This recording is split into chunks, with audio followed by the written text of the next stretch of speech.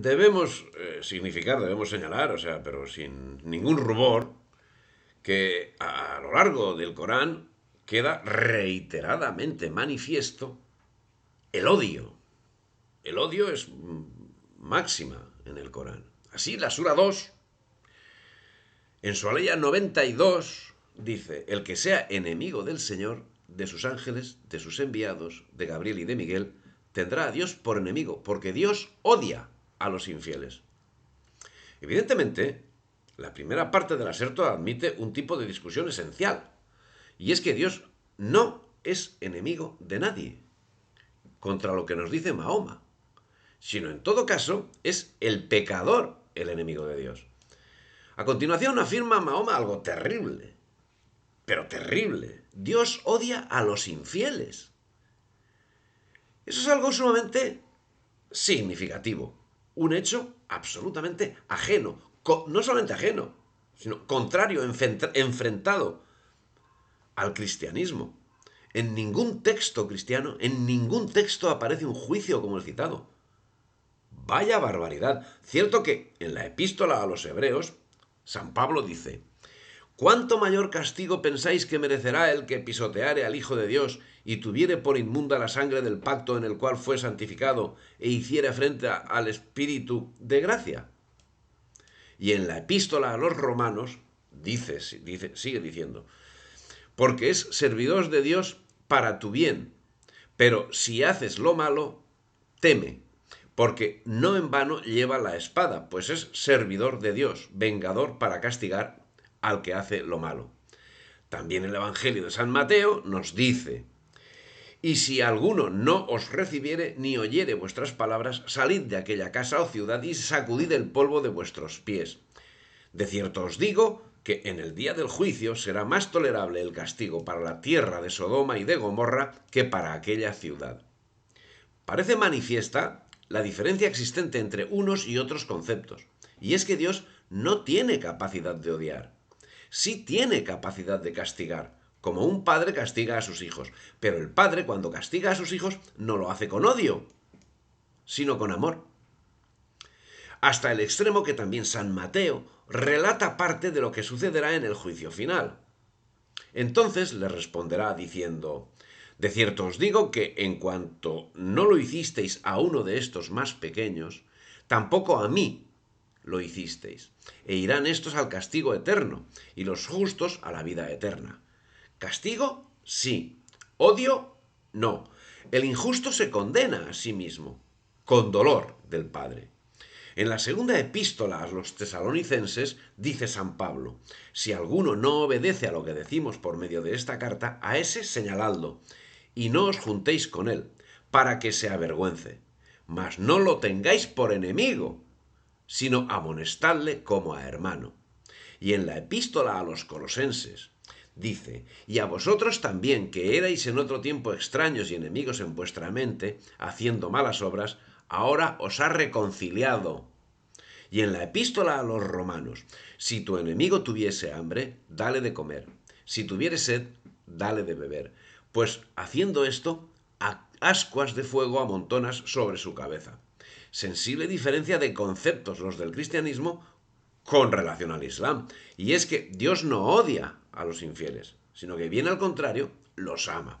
Ya en San Mateo se remarca: fue dicho, amarás a tu prójimo y aborrecerás a tu enemigo. Pero yo os digo, amad a vuestros enemigos, bendecid a los que os maldicen, haced bien a los que os aborrecen, y orad por los que os ultrajan y os persiguen.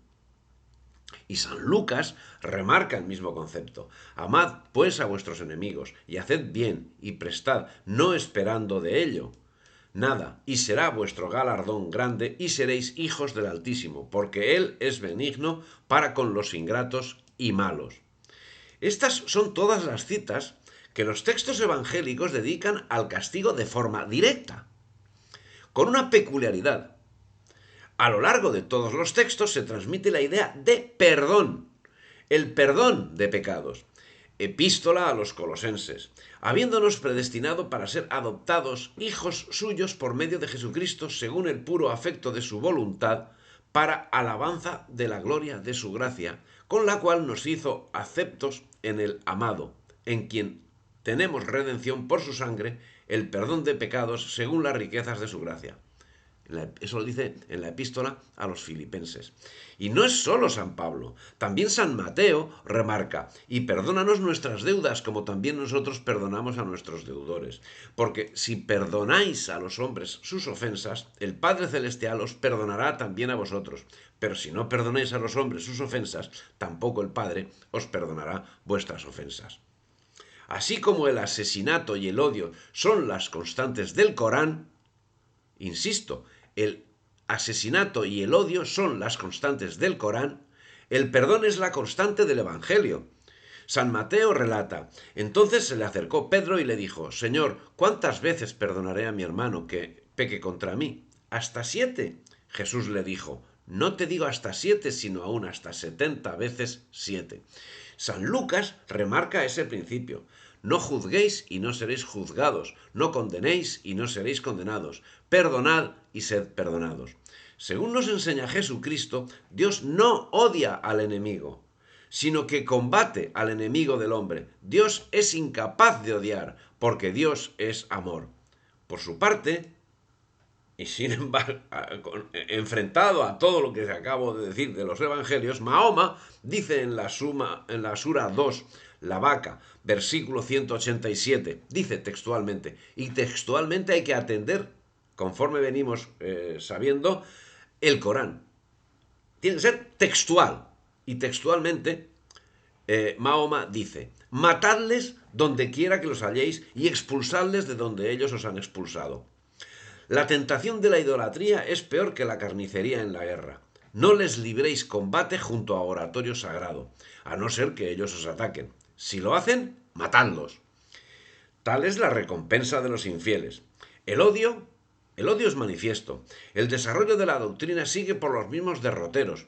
Así, en las oraciones relatan, abandonamos a quienes no creen en ti, tu castigo alcanzará a los incrédulos. Lo dice el amigo Al-Qayrawani.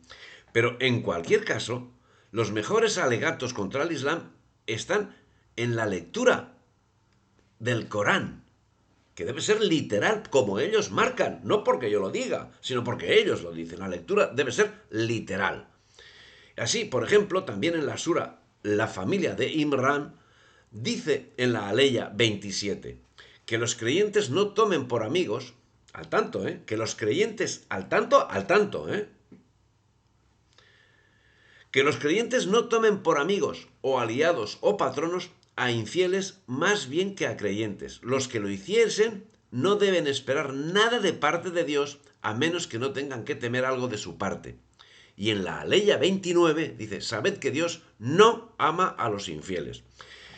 También es destacable la Aleya 114. Dice, oh creyentes, no forméis uniones íntimas más que entre vosotros. Incitan al gueto.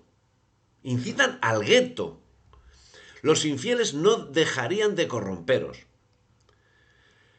Desean vuestra pérdida. Su odio se deja ver en sus palabras, pero lo que sus corazones ocultan todavía es peor. Ya os hemos hecho ver pruebas evidentes de ello, si es que sabéis comprender. Para colmo, La reiteración que queda aquí expresada es un resumen minucioso del texto coránico, donde se insiste una y otra vez en los mismos conceptos. Nuevamente remarco, aunque me haga pesado, que no relato todas las aleyas relativas a lo tratado, sino tan solo las que me parecen más significativas, un pequeño porcentaje de las mismas. Si te ha gustado el vídeo, dale me gusta, difunde y suscríbete al canal.